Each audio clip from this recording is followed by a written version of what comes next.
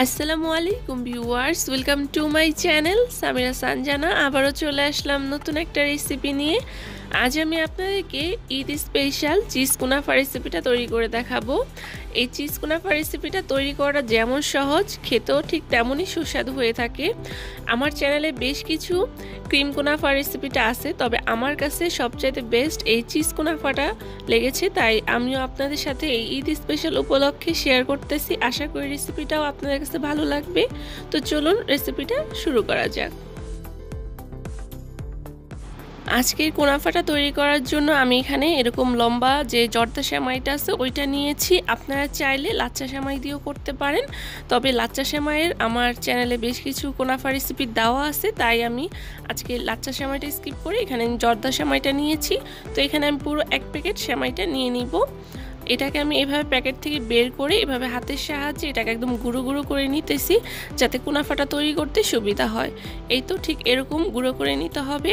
তারপরে এখানে আমি অ্যাড করে দিব ঘি। এখানে আমি 3 টেবিল চামচ ঘি অ্যাড করে দিতেছি।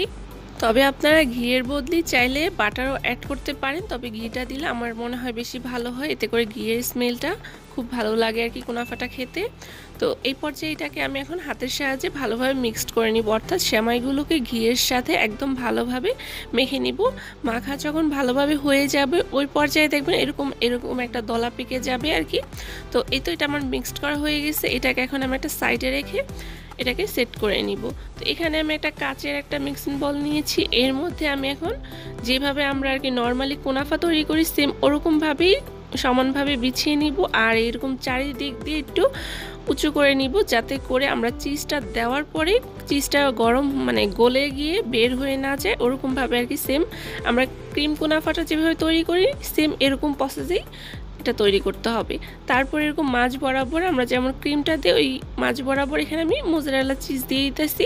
এখানে চিজের পরিমাণটা বেশি দেওয়ার চেষ্টা করবেন, কারণ এটা গলে যাওয়ার পরে না একদম মানে পাতলা হয়ে যায়। এখন দেখা যাইতেছে অনেকটা মোটা, কিন্তু এটা যখন মানে গরম হয়ে যায় ওই পর্যায়েটা কিন্তু লেয়ারটা একদম ছোট হয়ে যায়। তো চিজের পরিমাণটা চেষ্টা করবেন একটু বেশি করে দেওয়ার জন্য।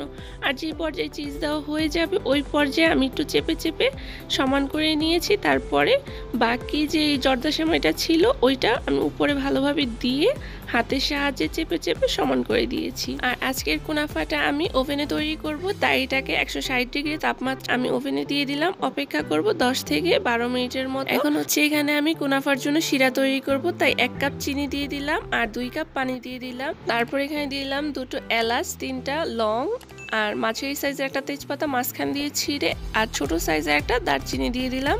আর এই তো এটাকে এখন আমি চুলায় বসিয়ে এটাকে শিরা তৈরি করে নিব। আর এরই মাঝে আমার শিরাটা তৈরি হয়ে গেছে। এখানে আমি শিরাটা যাতে জমাট না বেঁধে যায় তার জন্য দিয়ে দিলাম 1 টেবিল চামচ লেবুর রস। আর এই তো শিরা এখানে ডান, আমি এটাকে নামিয়ে নিতেছি চুলা থেকে।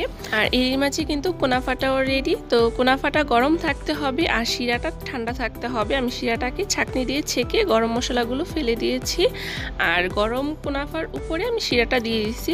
তো এটাকে একটু অপেক্ষা করব ঠান্ডা হওয়ার জন্য, এতে করে আপনার কুনাফাটা মানে চিজটা যে আছে এটা বের হয়ে আসবে না। তো আমি এটাকে 5 মিনিটের মতো কিংবা 10 মিনিটের মতো একটু ঠান্ডা হওয়ার জন্য রাখবো।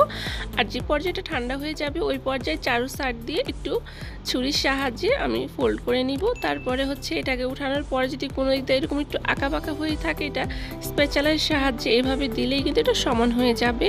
আর আমি জাস্ট এটাকে একটু সৌন্দর্যের জন্য ডেকোরেশন করে নিতেছি। এখানে আমি পেস্তা বাদাম আর কাঠবাদাম ইয়ে করে নিয়েছিলাম আর কি, গুঁড়া করে নিয়েছিলাম। তবে আপনারা আপনাদের পছন্দ মতো ডেকোরেশন করতে পারেন। আর এখন হচ্ছে এটাকে সার্ভ করার পালা। আমি ভিতরটা একটু আপনাদেরকে কেটে দেখে দিতেছি। এটা যদি আপনারা ঠান্ডা করে খেতে চান তাহলে ভিতরের চিজটা একটু শক্ত হয়ে যাবে, আর যদি গরম গরম খেতে চান তো ওই ক্ষেত্রে চিজটা নরম থাকবে। তবে আমার কাছে না ঠান্ডা হওয়ার পরই বেশ ভালো লাগে, এটা অসম্ভব মজাদার হয়ে থাকে। তাই আমার রিকোয়েস্ট আপনারা এটা অবশ্যই বাসায় ট্রাই করবেন, আর আমাকে কমেন্ট করে জানাবেন আমার আজকের এই সহজ এবং ঈদ স্পেশাল কুনাফা রেসিপিটা কেমন লেগেছে আপনাদের কাছে। যদি রেসিপিটি ভালো লেগে থাকে তাহলে অবশ্যই ভিডিওতে একটি লাইক দিয়ে চ্যানেলটিকে সাবস্ক্রাইব করে আমার পাশেই থাকবেন। তো আজ এখানেই বিদায় নিচ্ছি, দেখা হবে পরবর্তী ভিডিওতে। আল্লাহ হাফেজ।